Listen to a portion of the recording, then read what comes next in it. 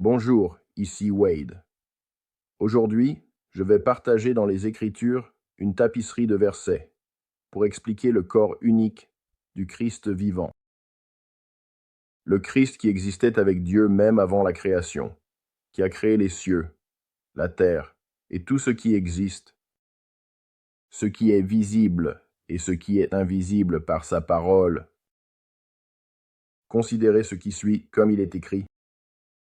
Au commencement était la parole, et la parole était avec Dieu, et la parole était Dieu. Il était au commencement avec Dieu. Toutes choses ont été faites par lui. Et sans lui, rien de ce qui a été fait n'est venu à l'existence. Ce qui est venu à l'existence en lui était la vie. Et la vie était la lumière de tous les gens. Jean 1:3. Et la parole s'est faite chair et a vécu parmi nous, et nous avons vu sa gloire, la gloire comme celle du Fils unique venu du Père, pleine de grâce et de vérité. Jean 1:14. Alors maintenant, Père, glorifie-moi en ta propre présence avec la gloire que j'avais en ta présence avant que le monde n'existe. Jean 7:5. Alors Dieu dit, faisons l'humanité à notre image, selon notre ressemblance. Genèse 1:26. Prenez note, Dieu dit, faisons l'humanité à notre image et selon notre ressemblance. C'est Dieu, le Père, qui parle à Jésus, son Fils. Mais je veux que vous compreniez que le Christ est la tête de chaque homme et le mari est la tête de sa femme. Et Dieu est la tête du Christ. 1 Corinthiens 11:3. Cette écriture amène l'auditeur à comprendre qu'il y a un ordre divin, et cet ordre est que Dieu est la tête de Jésus, et Jésus est la tête de l'homme et de la femme dans l'homme. C'est profond car cela montre comment le divin interagit dans le seul corps de Dieu et de l'homme, les unifiant en un seul corps. Considérez l'écriture unifiant le corps et l'esprit, comme il est écrit. Il y a un seul corps et un seul esprit. Tout comme vous avez été appelés à l'unique espérance de votre appel, un seul, Seigneur, une seule foi, un seul baptême, un seul Dieu et Père de tous, qui est au-dessus de tout, à travers tout et en tout. Éphésiens 4:4-6. En résumé de cette parole, elle clarifie qu'il y a un seul corps, un seul esprit, un seul Dieu, Père de tous qui est au-dessus de tout, à travers tout et en tout, et qu'il y a un seul Seigneur, une seule foi, encore une fois, unifiant le seul corps du Dieu vivant à travers Jésus. Considérez le corps unificateur de Dieu, le Créateur, et Jésus, à qui il a donné toute autorité, qui s'unit à l'humanité dans et à travers la parole de Dieu, comme il est écrit. C'est pourquoi un homme quittera son père et sa mère et s'attachera à sa femme, et les deux deviendront une seule chair. Ils ne sont donc plus deux, mais une seule chair. Marc 10:7-8. Car tout comme un jeune homme épouse une jeune femme, ainsi ton bâtisseur t'épousera. Ésaïe 62:5. Jésus leur dit, les invités au mariage ne peuvent pas jeûner tant que le marié est avec eux, n'est-ce pas? Tant qu'ils ont le marié avec eux, ils ne peuvent pas jeûner. Marc 19. L'esprit et la mariée disent, viens. Et que tous ceux qui entendent disent, viens. Et que quiconque a soif vienne. Que quiconque le souhaite prenne l'eau de la vie comme un don. Apocalypse 22:17. Nous pouvons donc voir ici que Jésus est le marié du croyant, et le croyant est l'épouse, ce qui fait du croyant en Jésus un seul corps, un seul esprit. Et l'écriture précédente explique que Jésus est la tête de l'homme, la femme dans l'homme, et Dieu est la tête de Jésus. C'est le corps divin du Christ vivant dans l'homme. Continuons à plonger plus profondément dans ce corps mystique du Christ vivant avec ce prochain verset. Comme il est écrit, « Ce jour-là, vous saurez que je suis dans mon Père, et toi en moi, et moi en vous. » Jean 14:20. Et cela se poursuit au chapitre 17 de Jean, comme il est écrit, « Comme tu m'as envoyé dans le monde, je les ai donc envoyés dans le monde. Et pour eux je me sanctifie, afin qu'ils soient aussi sanctifiés dans la vérité. Je demande, non seulement pour ceux-ci, mais aussi pour ceux qui croiront en moi par leur parole, afin qu'ils soient tous un. Comme toi, Père, tu es en moi, et moi en toi, qu'ils soient aussi en nous, afin que le monde croie que tu m'as envoyé. La gloire que tu m'as donnée, je leur ai donnée, afin qu'ils soient un.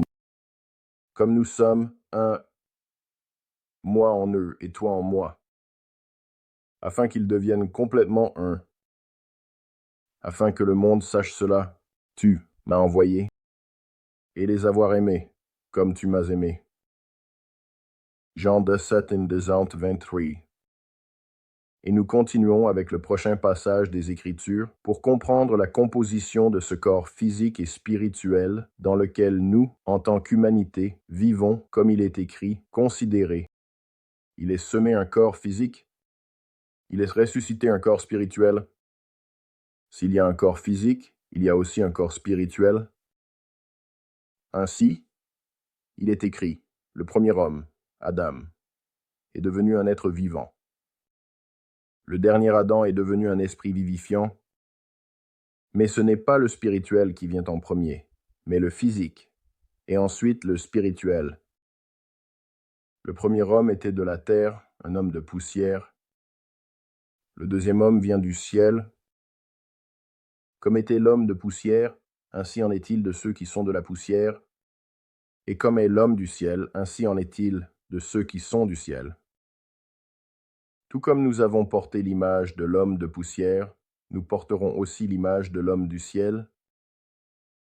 1 Corinthiens 15, 44-49.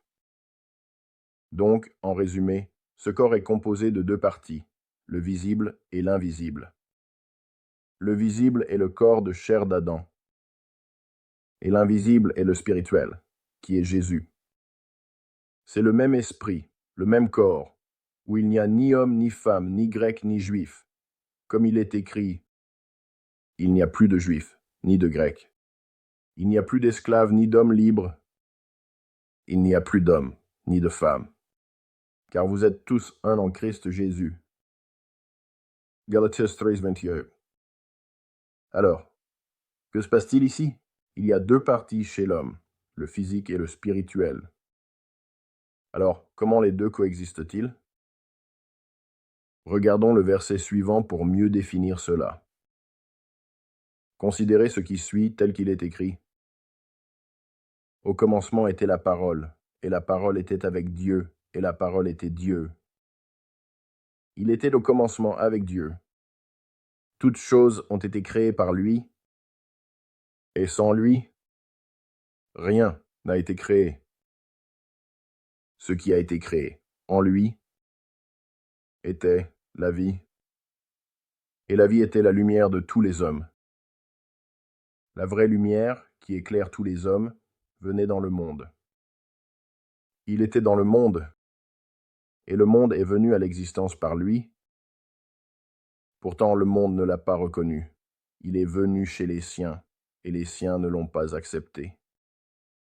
Mais à tous ceux qui l'ont reçu, qui ont cru en son nom, il leur a donné le pouvoir de devenir enfants de Dieu, qui sont nés ni par le sang, ni par la volonté de la chair, ni par la volonté de l'homme, mais de Dieu.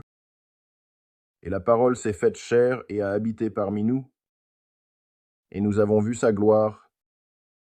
Jean 1,14.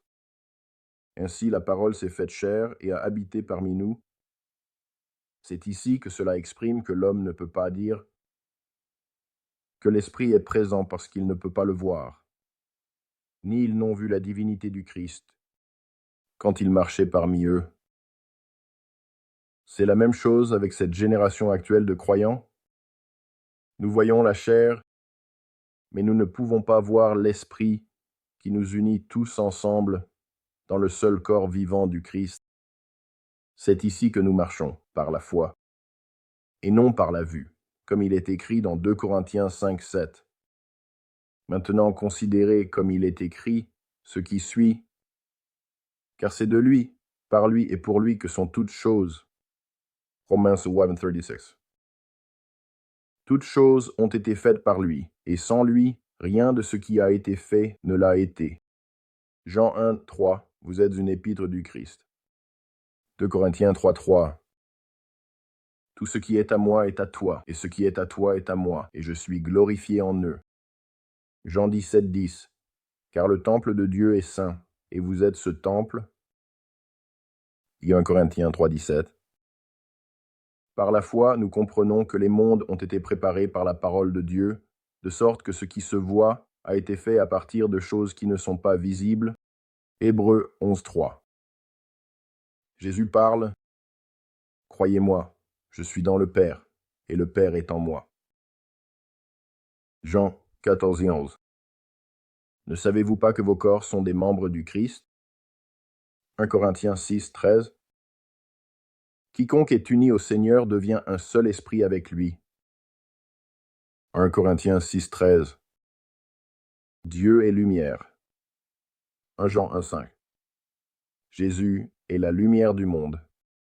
Jean 8, 12. Vous êtes la lumière du monde? Matthieu 5, 14. Après que ma peau aura été ainsi détruite, alors dans ma chair je verrai Dieu. Travail 19, 26. Ainsi, nous qui sommes nombreux, formons un seul corps dans le Christ, et individuellement, nous sommes membres les uns des autres. Romains 12, 5. Et si vous êtes vraiment unis dans le Christ, vous êtes aussi membres de son corps, de sa vie, de son salut, de sa parole éternelle. Et si c'est le cas, alors considérez ce qui suit, comme il est écrit dans le livre de l'Apocalypse. Alors j'ai vu le ciel ouvert, et il y avait un cheval blanc. Son cavalier s'appelle Fidèle et Vrai, et dans la justice il juge et fait la guerre. Ses yeux sont comme une flamme de feu, et sur sa tête se trouvent de nombreux diadèmes. Et il a un nom inscrit que personne ne connaît, sauf lui-même. Il est vêtu d'une robe trempée de sang, et son nom est appelé la parole de Dieu. Et les armées du ciel, vêtues de fin lin, blanc et pur, le suivaient sur des chevaux blancs. De sa bouche sort une épée tranchante avec laquelle il frappera les nations, et il les régnera avec une verge de fer. Il foulera la cuve de la fureur, de la colère de Dieu, le Tout-Puissant. Sur sa robe et sur sa cuisse, il a un nom inscrit, Roi des rois et Seigneur des seigneurs. Apocalypse 19, 11, 16. En conclusion, réfléchissez. Qui est donc celui qui est le cavalier du cheval, qui est fidèle et vrai, et qui agit avec justice? Nous espérons que vous avez apprécié cette vidéo. Veuillez aimer et suivre notre chaîne pour les vidéos et contenus à venir. Bénédictions sur votre chemin.